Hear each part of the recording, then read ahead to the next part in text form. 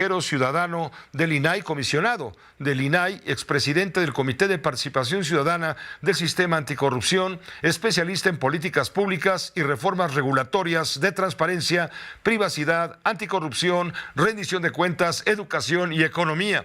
Es el título que ha desempeñado. Francisco, muchas gracias por aceptar esta invitación para una conversación con la audiencia de Grupo Fórmula. Muy buenas tardes.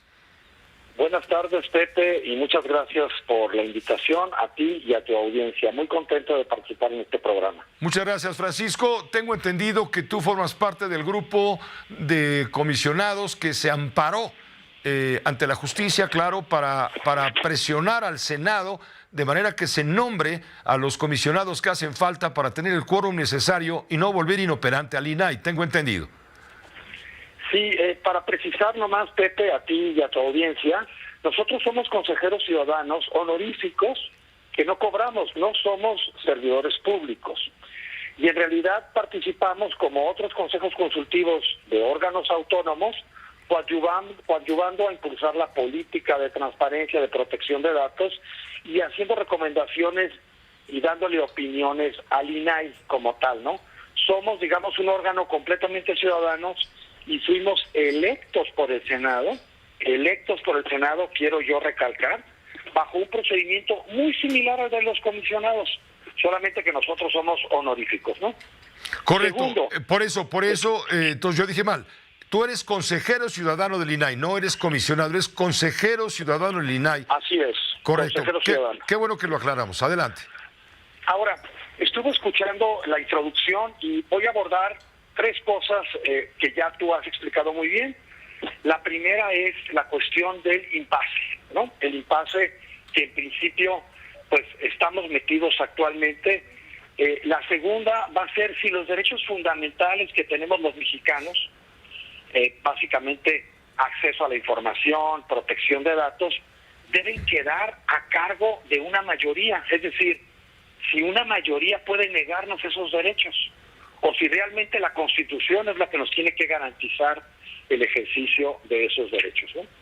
Y la tercera es esta parte donde nosotros estamos involucrados en un esquema de presión jurídica y política al Senado, ¿no?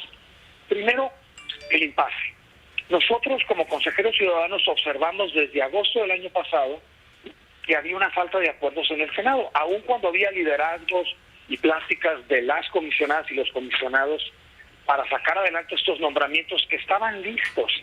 Había un dictamen de dos comisiones, Transparencia y Anticorrupción y de Justicia, que le propusieron ya a la Junta de Coordinación Política desde abril del año pasado 13 nombres de personas idóneas, y había dormido el sueño de los justos. Acordamos pues en el Consejo Consultivo recomendar a INAI presentar una controversia constitucional en el tiempo oportuno, pidiéndole que no se esperara más allá de diciembre. Le entregamos esta recomendación en diciembre y no la promovió realmente a finales de marzo. Fue una lástima, porque creo que si se hubiera adelantado tendríamos otro resultado actualmente. Hay que recordar que tanto la Comisión Federal de Competencia como el Instituto Federal de Telecomunicaciones han ejercido estas acciones para completar a los comisionados. La segunda es que nosotros como consejeros, de forma valiente y comprometida, decidimos iniciar una acción, un amparo, algo inédito, algo que no se había visto, y logramos que el Poder Judicial nos reconociera el interés legítimo de defender la política de transparencia, y al INAI nos dio la razón una jueza muy valiente, la jueza 17ª en materia administrativa, digamos que está a nivel federal, y le dio una orden al Senado de nombrar con base en ese dictamen que citamos a los comisionados, las dos vacantes que ya tenían prácticamente un año para ese momento, ¿no? ¿Y qué pasa si el Senado no cumple esa orden judicial? El Senado nombró a dos comisionados que objetó el presidente. Automáticamente nuestro amparo siguió firme y la jueza volvió a requerir al Senado y seguramente lo va a volver a requerir y va a montar a los miembros de la Junta de Coordinación Política y después habrá otras sanciones por desacato. Aquí nuestra lucha jurídica y política es con el Senado. El Senado es un poder que balancea con el Poder Ejecutivo y con el Poder Judicial.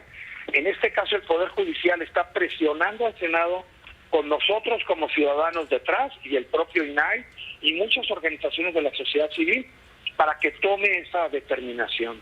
El impasse lo anticipamos nosotros y nos movimos en ese sentido como sociedad civil. Creo que esta parte es importante recalcarla porque los ciudadanos debemos ocupar esos espacios que nos da la sociedad para representarlos y para poder organizar este tipo de acciones a fin de que el Senado en este caso cumpla con México, cumpla con la Constitución y finalmente termine con este proceso. Correcto. Y designe a los comisionados. Queda muy claro, Francisco Siscomani. Sin embargo, ya escuchaste lo revelado por la agencia informativa Latinus, a los medios de información también comentado ampliamente el día de hoy. El tema de cómo se opina desde el Poder Ejecutivo respecto al INAI. El presidente lo dijo en la mañana otra vez, el INAI no sirve para nada, es un organismo inútil. Y bajo ese criterio es que se está promoviendo entre los senadores de mayoría morenista, pues que no se nombre a los comisionados y que se deje justamente al INAI en la inacción, en la parálisis. Ahora sí que vamos, flaco y sin ilusiones.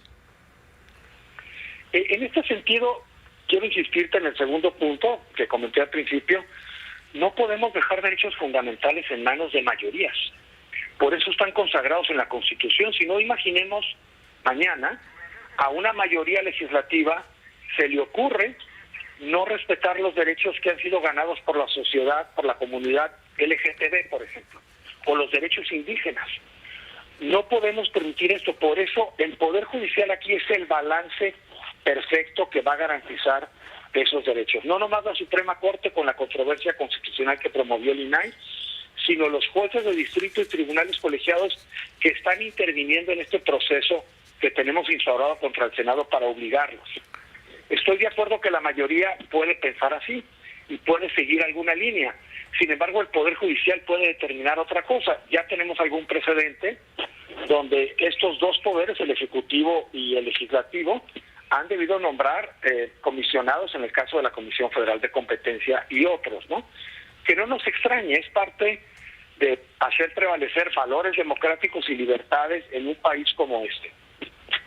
Pues es un eje fundamental para la democracia, el derecho de la sociedad a la información que queda transparente y salvaguardada por el Instituto Nacional de Acceso a la Información, justamente, y la inoperancia del INAI pues favorece el oscurantismo, la opacidad, que finalmente es lo que conviene más en un momento dado a las autoridades gubernamentales.